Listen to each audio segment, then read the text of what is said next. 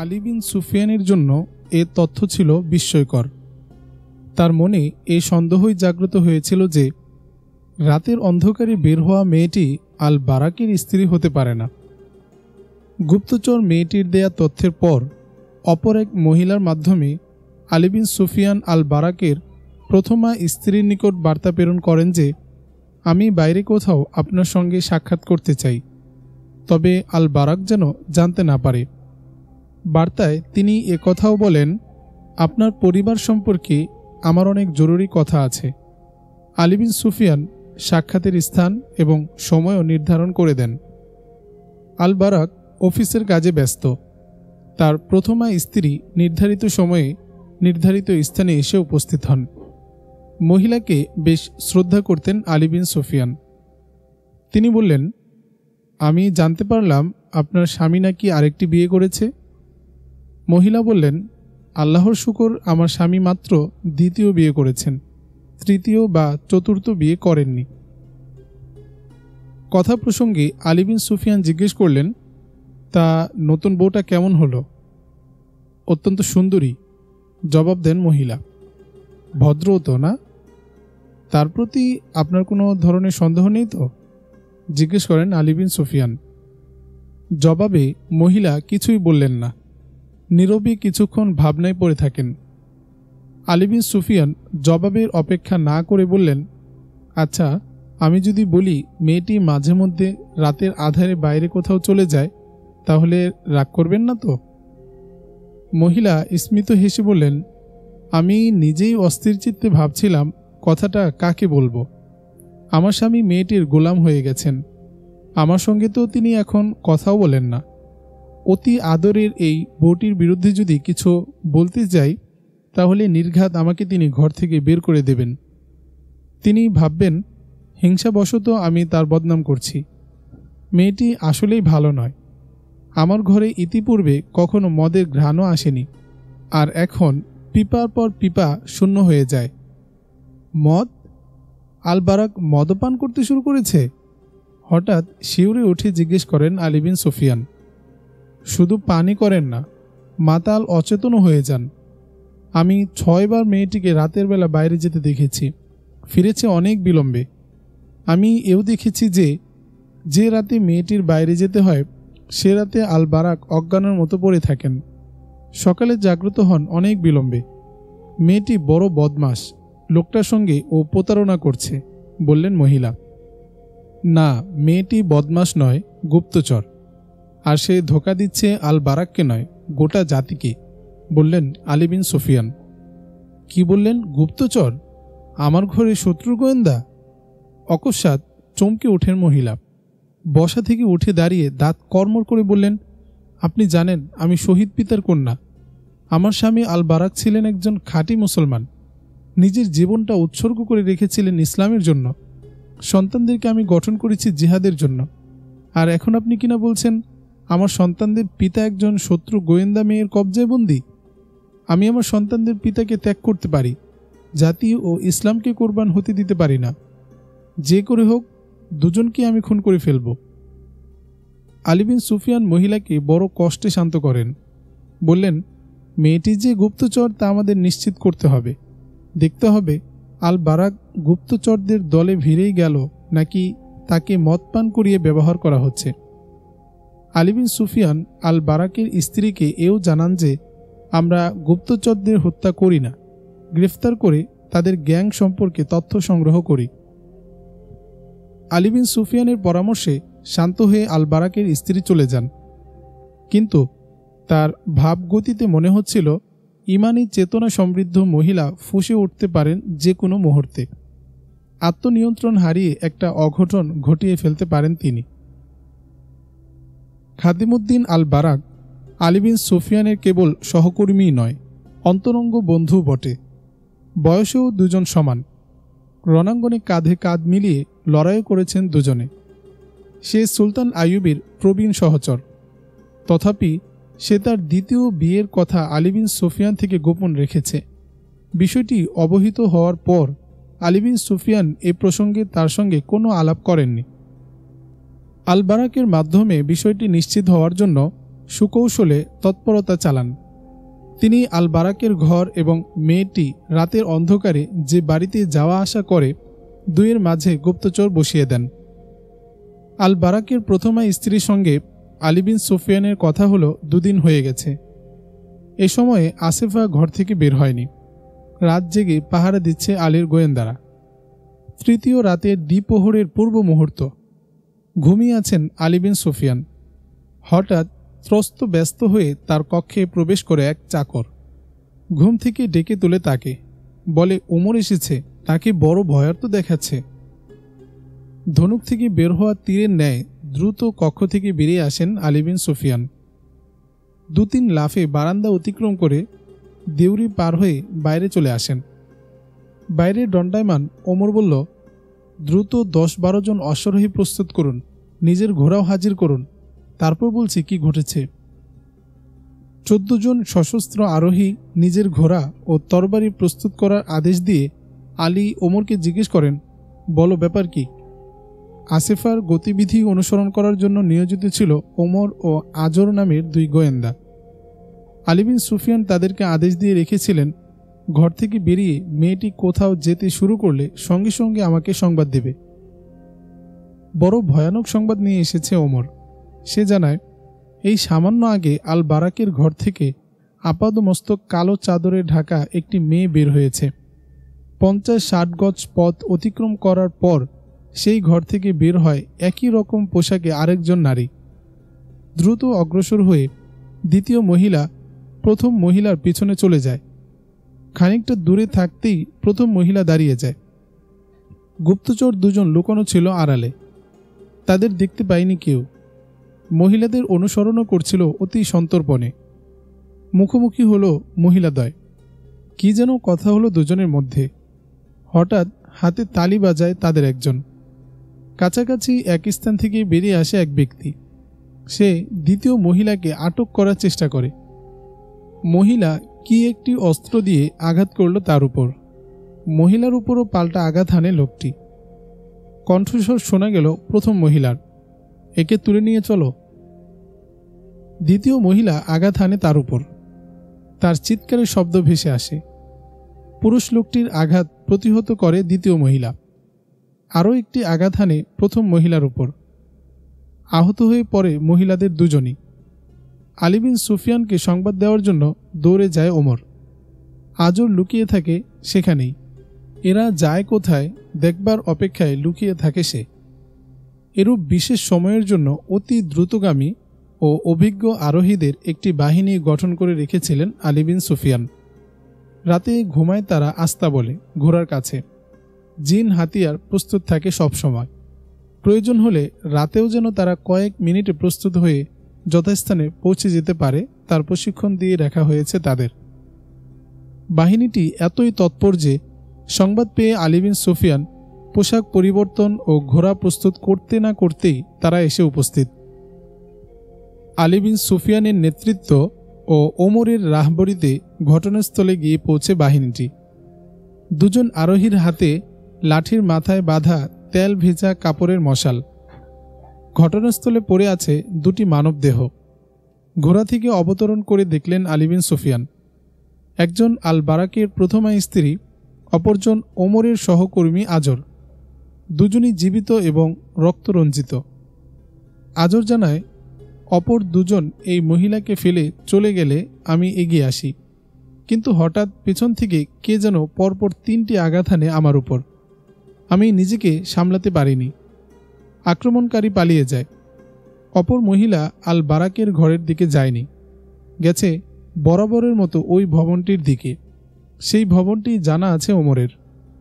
আলী বিন সুফিয়ান 2 জন আরোহীকে বললেন, তোমরা জখমীদেরকে ডাক্তারের কাছে নিয়ে যাও এবং রক্তক্ষরণ বন্ধ করার চেষ্টা করো। অবশিষ্টদেরকে ওমরের দিক নির্দেশনায় সেই ভবনটির দিকে নিয়ে যান আসেফা যেখানে যাওয়া আসা করত। পুরনো আমলের বিশাল এক বাড়ি, সঙ্গে সংযুক্ত আরও কয়েকটি ভবন। পিছনের দিক থেকে ঘোড়ার হিসরা ধ্বনি শোনা গেল। আলী বিন সুফিয়ান তার সৈন্যদেরকে ভবনটির দুদিক থেকে পিছনে পাঠিয়ে দেন। 2 জনকে দাঁড় করিয়ে রাখেন সম্মুখের ফটকে। বলে দেন, ভিতর থেকে কেউ বেরোবার চেষ্টা করলে তাকে ধরে ফেলবে, পালাবার চেষ্টা করলে পেছন থেকে তীর ছুঁড়ে শেষ করে দেবে। চক্কর কেটে আলী বিন সুফিয়ানের সৈন্যরা ভবনের পিছনে এগিয়ে যাচ্ছে।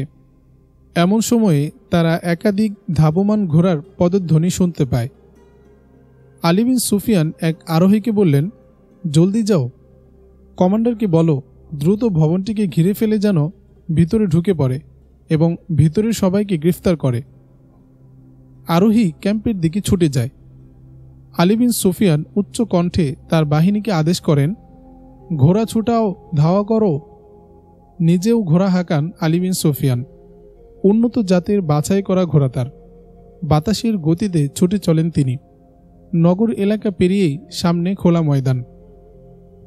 অন্ধকারে ঘোড়া দেখা যায় না। ধাবমান অশ্বের শব্দের অনুসরণ করা হচ্ছে শুধু। নগর ছেড়ে খোলা মাঠে এসে পড়ে পলায়নকারীরা। এবার আত্মগোপন করা কঠিন হয়ে পড়ে তাদের জন্য।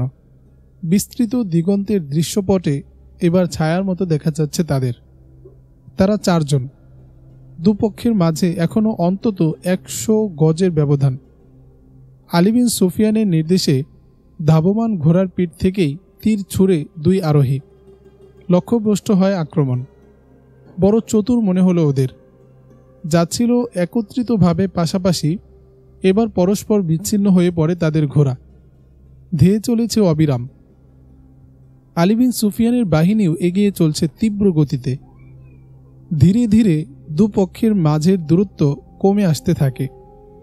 পলায়নকারীদের ঘোড়াও পরস্পর আরও বিচ্ছিন্ন হতে থাকে। সামনে ঘন সন্নিবিষ্ট একটি খেজুর বাগান। এখানে উপনীত হয়ে তাদের ঘোড়াগুলো একের থেকে অপরটি আরও দূরে সরে যায়। 2টি ডানে আর 2টি বাঁয়ে কেটে পড়ে। স্থানটি বেশ উঁচু, উপরে অদৃশ্য হয়ে যায় ঘোড়াগুলো। আলী বিন সুফিয়ানের বাহিনীও উঁচুতে আরোহণ করে, কিন্তু পলায়নরত ছায়ামূর্তিগুলো এবার অনেক ব্যবধানে চলে যায়। 4 জন ছড়িয়ে পড়ে চারদিকে। আলী বিন সুফিয়ান বুঝে ফেললেন ওরা তার বাহিনীকে বিক্ষিপ্ত করতে চায়। উচ্চ কণ্ঠে হাঁক দেন তিনি, বলেন, বিভক্ত হয়ে তোমরা ওদের ধাওয়া করো, আরও দ্রুত ঘোড়া ছুটাও, ব্যবধান কমিয়ে ফেলো, ধনুকে তীর সংযোজন করো। 4 ভাগে বিভক্ত হয়ে পড়ে আলী বিন সুফিয়ানের বাহিনী। কাঁধ থেকে ধনুক নামিয়ে তাতে তীর সংযোজন করে। পিছনে পলায়নকারী 4টি ঘোড়ার। পলায়নকারীদের ঘোড়ার গতি বেড়ে যায় আরও। বেড়ে যায় আলী বিন সুফিয়ানের বাহিনীর ঘোড়ার গতিও। হঠাৎ 19টি ঘোড়ার খুরধ্বনির শব্দ ভেদ করে কানে ভেসে এলো ধনুক থেকে ছুটে আসা একটি তীরের শা শা শব্দ, সঙ্গে একজনের চিৎকার ধ্বনি, একটা শেষ করেছি, ঘোড়া কাবু হয়ে গেছে। এদিকে আলী বিন সুফিয়ানের সঙ্গে যে 2 জন আরোহী আছে তারাও তীর ছোড়ে। অন্ধকারে তীর লক্ষ্যভ্রষ্ট হওয়ার সম্ভাবনা আছে, হচ্ছেও। তবু তারা একটি ঘোড়াকে ঘায়েল করতে সক্ষম হয়। নিয়ন্ত্রণ হারিয়ে ঘোড়াটি চক্কর কেটে চলে আসে পিছনে। একজন বর্ষার আঘাত হানে ঘোড়াটির ঘাড়ে। পেটে বর্ষা ঢুকিয়ে দেয় আরেকজন। অত্যন্ত শক্ত সামর্থ্য ঘোড়া। 2টি আঘাত খাওয়ার পরও দাঁড়িয়ে আছে। আরোহীদের জীবিত ধরতে হবে। আলীর এক সৈনিক হাত বাড়িয়ে এক আরোহীর ঘাড় ধরে ফেলে। তার ঘোড়া আহত। ঘোড়া থেমে যায়। ঘোড়ার আরোহী 2 জন, একজন পুরুষ, একটি মেয়ে। মেয়েটি বসেছে পুরুষের সামনে।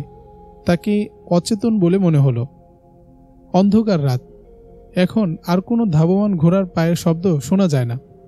এখন কানে আসছে শুধু কতিপয় মানুষের কথা বলার শব্দ আর দুলকি চালে চলন্ত কয়েকটি ঘোড়ার আওয়াজ। আরোহীরা একে অপরকে ডাকাডাকি করছে। তাদের আওয়াজে বোঝা যাচ্ছে তারা পালায়নপর লোকগুলোকে ধরে ফেলেছে। আলী বিন সুফিয়ান সবাইকে একত্রিত করেন। পলায়নপর লোকগুলো এখন তার হাতে বন্দী। তাদের 2টি ঘোড়া আহত। সেগুলোকে ছেড়ে দেওয়া হয়েছে জমের হাতে। পলায়নপর লোকের সংখ্যা 5 জন, 4 জন পুরুষ, একটি মেয়ে। মেয়েটি মাটিতে লুটিয়ে পড়ে আছে। পুরুষদের একজন বলল, আমাদের সঙ্গে তোমরা যেমন ইচ্ছা আচরণ করতে পারো, কিন্তু এই মেয়েটি আহত। আমরা আশা করি তোমরা একে বিরক্ত করবে না। একটি ঘোড়ার জিনের সঙ্গে মশাল বাঁধা আছে। সেটি খুলে নিয়ে জ্বালানো হলো। মশালের আলোকে মেয়েটিকে নিরীক্ষা করে দেখা হলো। অতিশয় রূপসী এক যুবতী, গায়ের পোশাক রক্তে রঞ্জিত, কাঁধে ও ঘাড়ের পার্শ্বে গভীর ক্ষত, সীমাহীন রক্তক্ষরণে মুখমণ্ডল লাশের ন্যায় সাদা, চক্ষুদয় মুদিত।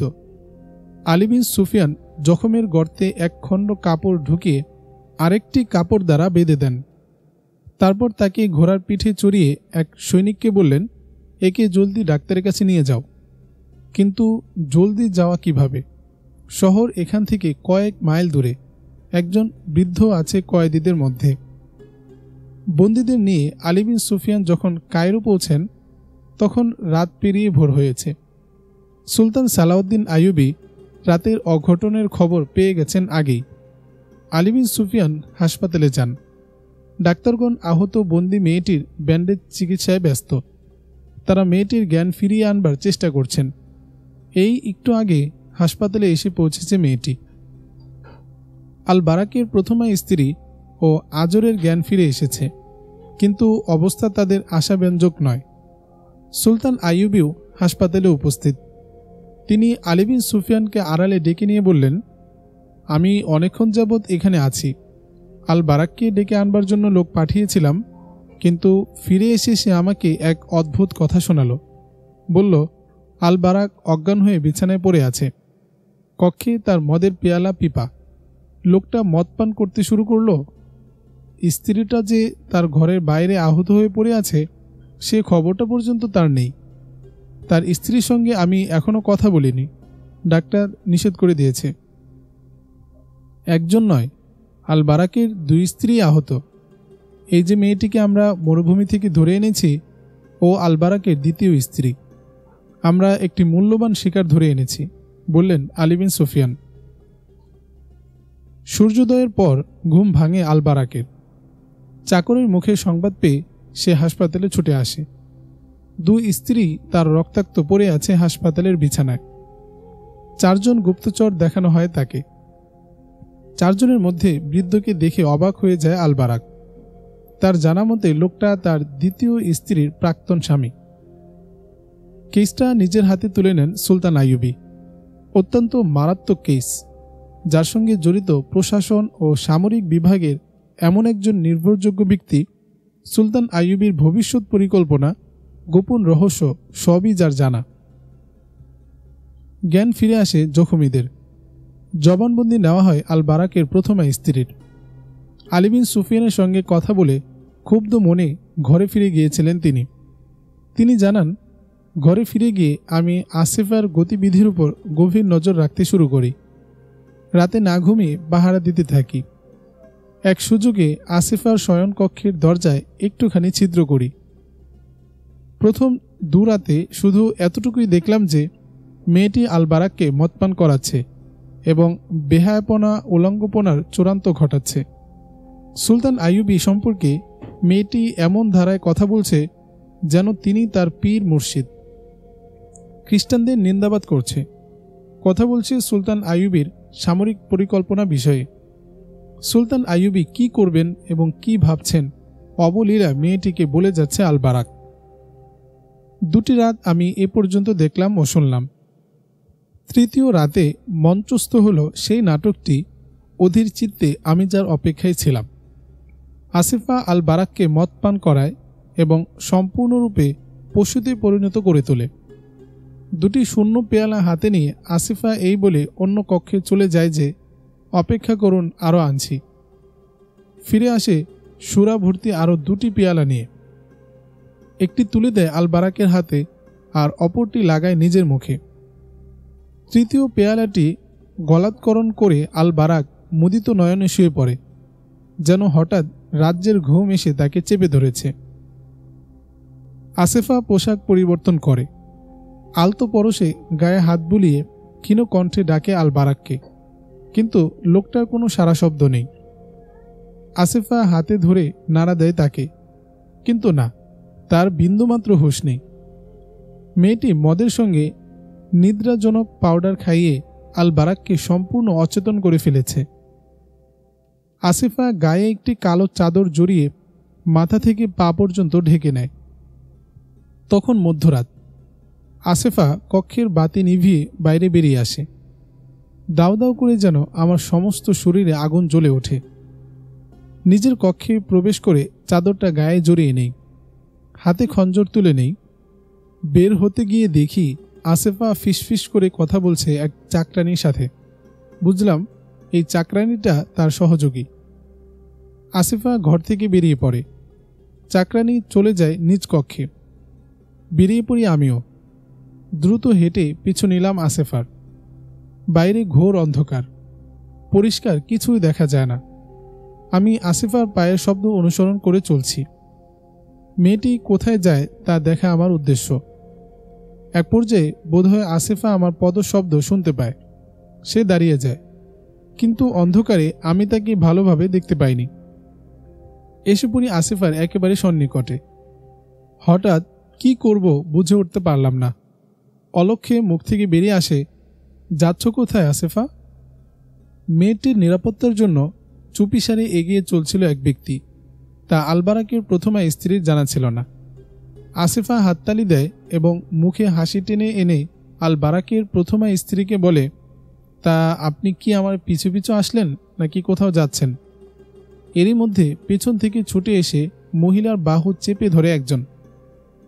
বন্ধন শক্ত হওয়ার আগেই মহিলা ঝাপটা দিয়ে নিজেকে ছাড়িয়ে নেয় লোকটার কবল থেকে।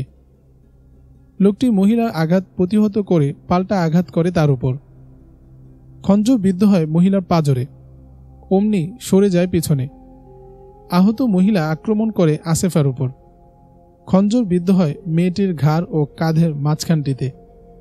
চিৎকার করে ওঠে আসেফা। আসেফা মাটিতে পড়ে যায়। বসে পড়ে আলবারাকের প্রথমা স্ত্রীও। দুজনই আহত, রক্তাক্ত, কাতরাচ্ছে তারা। ক্ষণিক পর লোকটি এগিয়ে এসে আসেফাকে তুলে নিয়ে চলে যায়। আলী বিন সুফিয়ানের দু গুপ্তচর ওমর ও আজর ঘটনাটি প্রত্যক্ষ করেছিল চুপি চুপি। অপর মহিলাটি কে তা তাদের জানা ছিল না। যে লোকটি আসেফাকে তুলে নিয়ে গেল, ওমর পিছু নেয় তার, দেখবে লোকটি যায় কোথায়। আসেফা বরাবর যে ভবনটিতে যাওয়া আসা করত সেখানেই নিয়ে যাওয়া হলো তাকে। তৎক্ষণাৎ আলী বিন সুফিয়ানকে সংবাদ দেওয়ার জন্য ছুটে যায় ওমর। আজর বসে থাকে সেখানেই। আল বারাকের আহত প্রথমা স্ত্রীও পড়ে আছেন ঘটনাস্থলে। অন্য কেউ নেই সেখানে।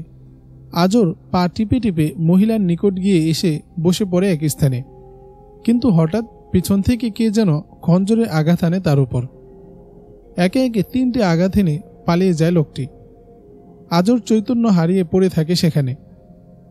সন্ধ্যা নাগাদ অবস্থার মারাত্মক অবনতি ঘটে আল বারাকের প্রথমা স্ত্রী ও আজরের। প্রাণপণ চেষ্টা করলেন ডাক্তার, কবিরাজগণ, কিন্তু বাঁচিয়ে রাখা গেল না একজনকেও।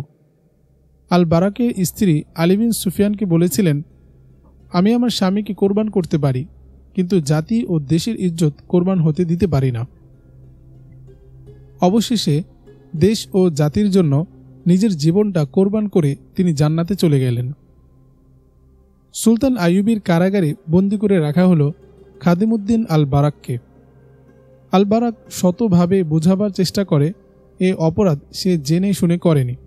সে ষড়যন্ত্রকারীদের হাতে বোকা বনে গিয়েছিল, কিন্তু ইতিমধ্যে সে মদ ও সুন্দরী নারীর নেশায় পড়ে প্রশাসন ও সেনাবাহিনীর অনেক গোপন তথ্য পরিকল্পনা দুশমনের হাতে তুলে দিয়েছে। সুলতান আইয়ুবী হত্যার শাস্তি ক্ষমা করতে পারেন, কিন্তু মদপান, বিলাসিতা এবং দুশমনকে গোপন তথ্য দেওয়ার অপরাধ তিনি মার্জনা করতে পারেন না। সেদিন আসেফার নিকট থেকে কোনো জবানবন্দি নেওয়া হলো না। জখম অপেক্ষা পরিণাম চিন্তাই সে বেশি শঙ্কিত। মেয়েটি সৈনিক নয়, গুপ্তচর।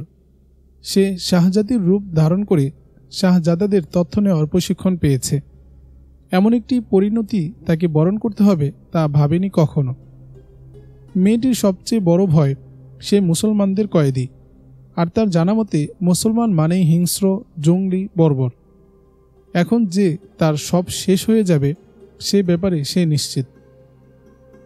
একটি আশঙ্কা তার এও ছিল যে মুসলমানরা তার জখমের চিকিৎসা করাবে না।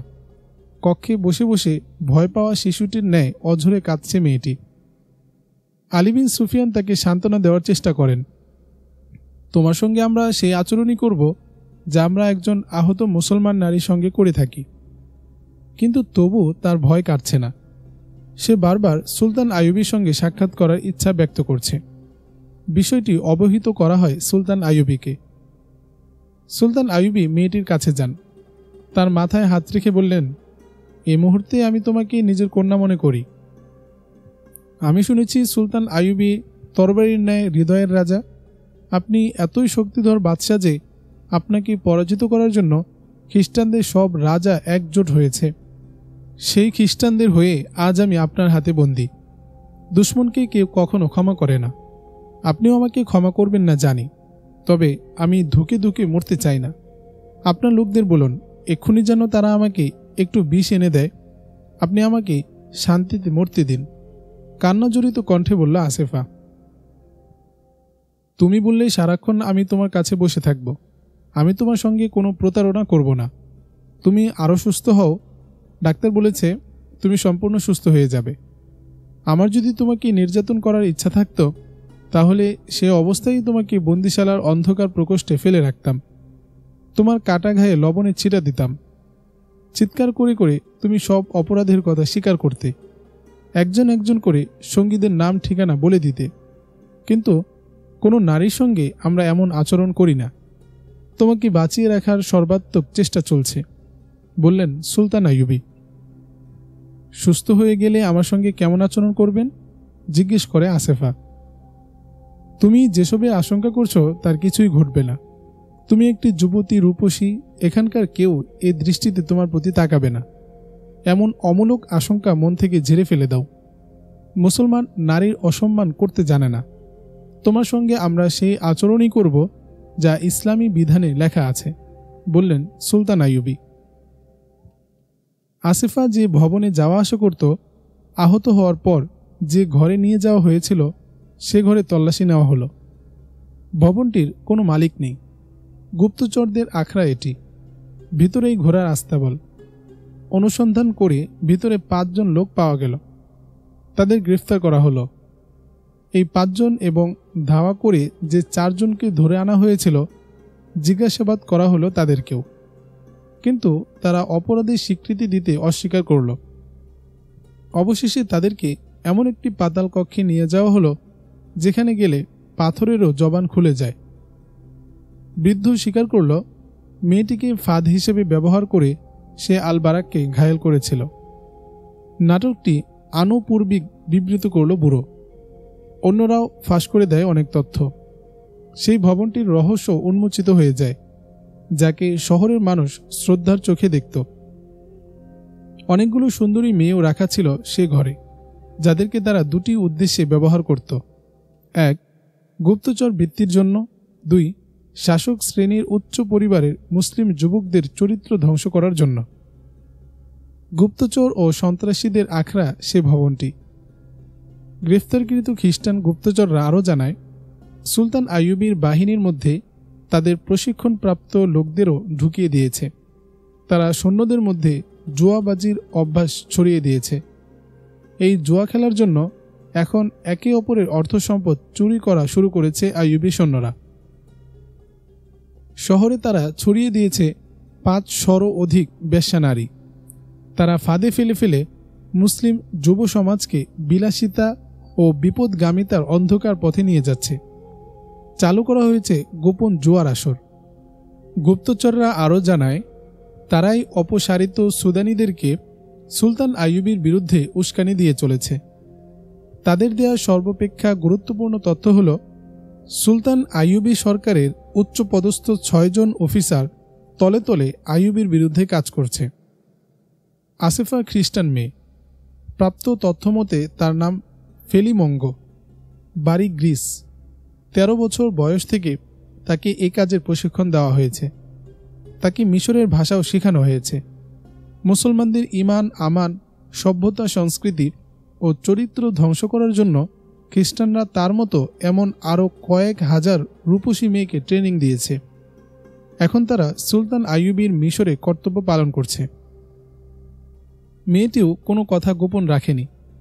15 দিনের মাথায় তার জখম শুকিয়ে গেছে। তাকে যখন বলা হলো, তোমাকে মৃত্যুদণ্ড দেওয়া হচ্ছে, তখন সে বলল, আমি আনন্দের সাথে এই শাস্তি বরণ করে নিচ্ছি। আমি ক্রুশের মিশন সম্পন্ন করেছি। একসময়ে জল্লাদের হাতে তুলে দেওয়া হয় মেয়েটিকে। ফেলি মঙ্গোর সঙ্গীদের প্রয়োজন রয়ে গেছে এখনও। তাদের চিহ্নিত করা আরও কয়েকজনকে গ্রেফতার করা হলো। তাদের মধ্যে মুসলমানও ছিল কয়েকজন। মৃত্যুদণ্ড দেওয়া হলো তাদের প্রত্যেককে। 100 বেত্রাঘাতের দণ্ড দেওয়া হলো আল বারাককে। কিন্তু এই শাস্তি সহ্য করতে না পেরে মরে গেল সেও। তার সন্তানদেরকে রাষ্ট্রের দায়িত্বে নিয়ে এলেন সুলতান আইয়ুবী।